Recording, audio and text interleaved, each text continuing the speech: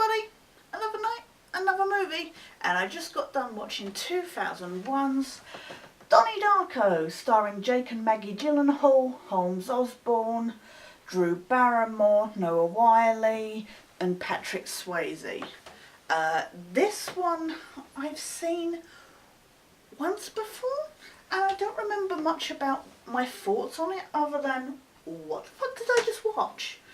And this is one of those very surreal movies. It's very artistic in style and stuff. It's very difficult to call it an all-out movie because it is so artistic in its style, etc. But I think it's kind of one of those Marmite movies again, where you either love it or hate it. And as with last time's Marmite movie, I'm kind of indifferent.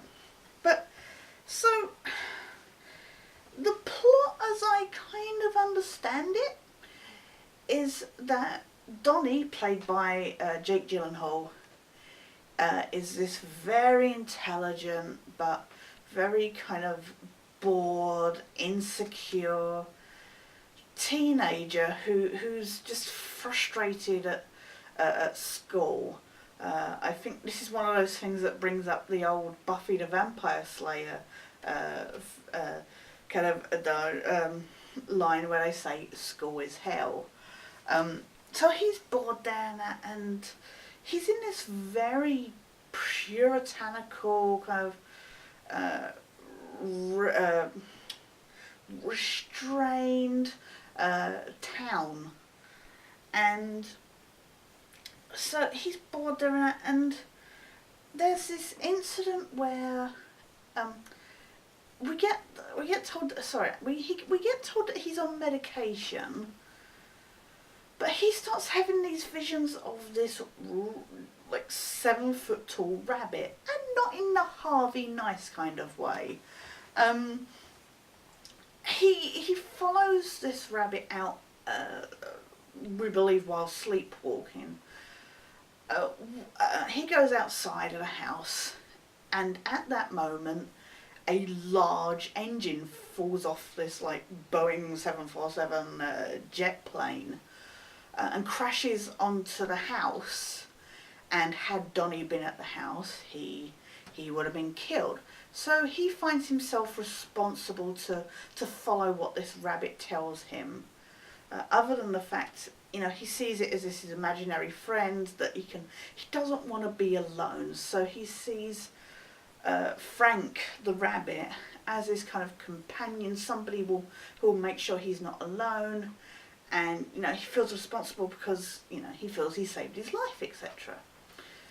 But you spend a lot of the movie like watching Donnie struggle at school, and then when he has these moments where he sees Frank the rabbit, he then gets violent and acts out, and you know, kind of sticks an axe in the head of a statue at the school, and just does really kind of violent acts, not towards anybody, just general destruction. So we get the real sense of him feeling frustrated, and then there's this one of his teachers, this older lady, this older lady who's apparently a mother and a teacher at the school. She's obsessed with this life help guy, played by Patrick Swayze, Jim Cunningham, I think it was. But it turns out, thanks to Donnie burning this moron's house down, supposedly because of Frank's insistence, we find out that this life coach guy is actually running a kiddie porn ring. So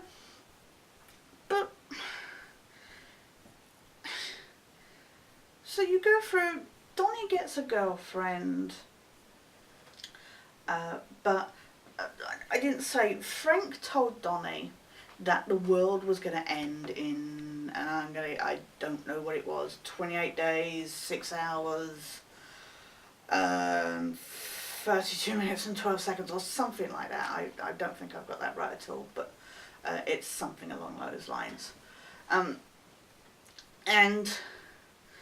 So, which is like Halloween time. But Donnie, he's, like I say, he's got all this, he's very imaginative. He comes up with all these different scenarios and that.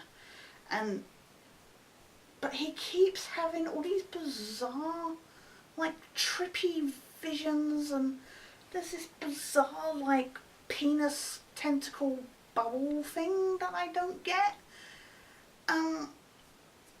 But, yeah, no, Donnie gets this girlfriend at school. He's absolutely, devoted to her and stuff. And then he has sex with her at a Halloween party, and then stuff happens and she dies. And so this is this kind of, you then find out though that this is all like a vision of if Donnie had been saved. Now I could be wrong, because Donnie does become fascinated with time travel, and I'm completely confused by all that stuff, but then after the girlfriend dies, Gretchen, it goes, he realises that this is the end of the world. And then you see like the jet engine fall, and it goes back and he dies in the crash from the start of the movie, the incident then. And that's how the movie ends, is that it then turns out that actually he died. So I don't know if the idea is that he was in limbo or what. I know there are many interpretations of the meaning of this film, etc. I've not read any of them, and I'm not even going to try and come up with an interpretation of my own. I'm along the lines of the limbo idea. I don't know if that's been brought up. I would assume it has been.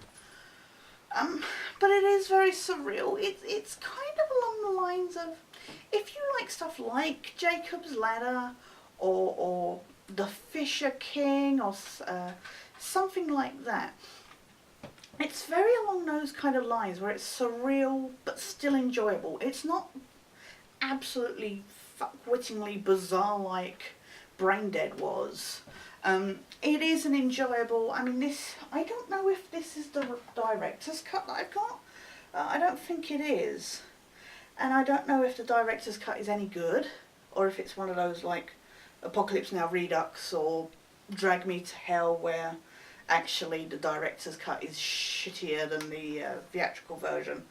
My version is only like an hour and 45 minutes long, so I don't know the difference. But it's funny because this movie ends with they're showing all the different people in their lives and that, laying down at night and kind of having this moment where it looks like they know something bad's happened.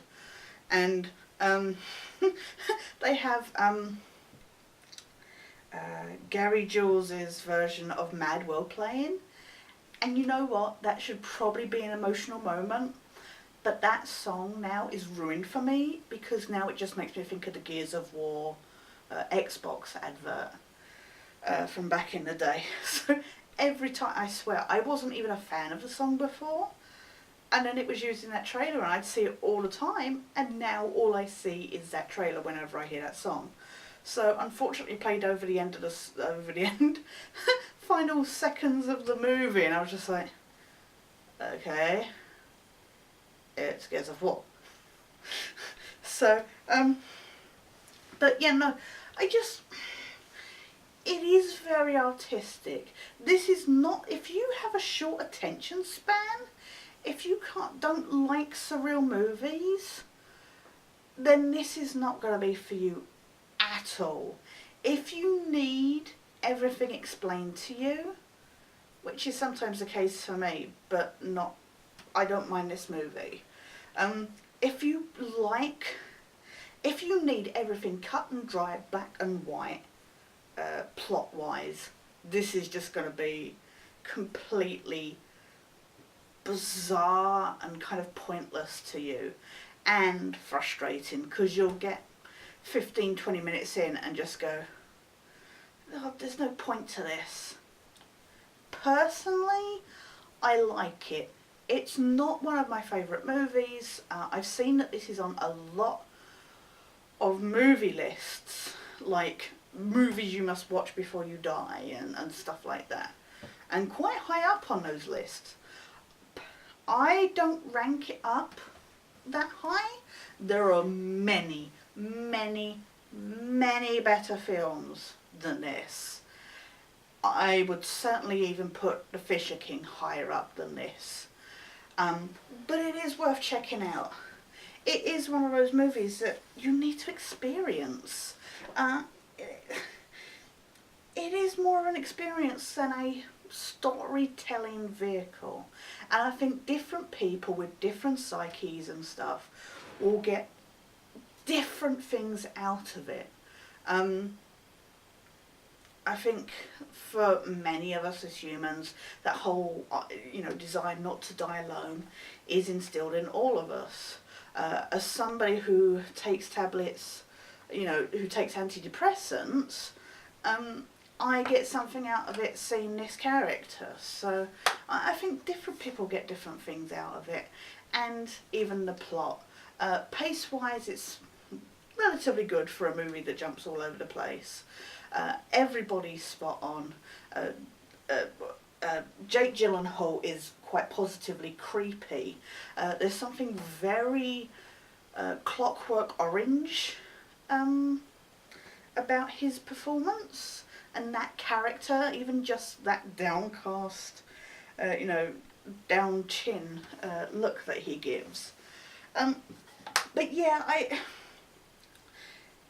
if you don't mind a movie that kind of ambles a bit, I would like to say that, the people watching my reviews that are very patient with me giving descriptions of these movies are pretty much those kind of people. But yeah, no, it's very, very bleak, very dark. But it's worth checking out.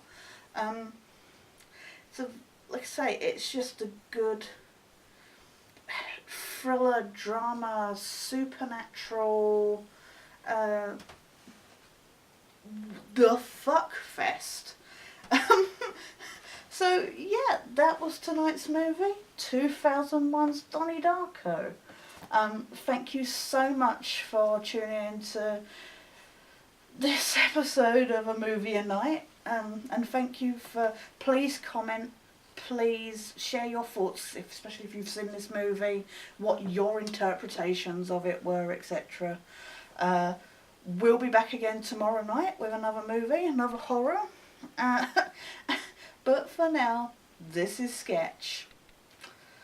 Really freaked out and signing out.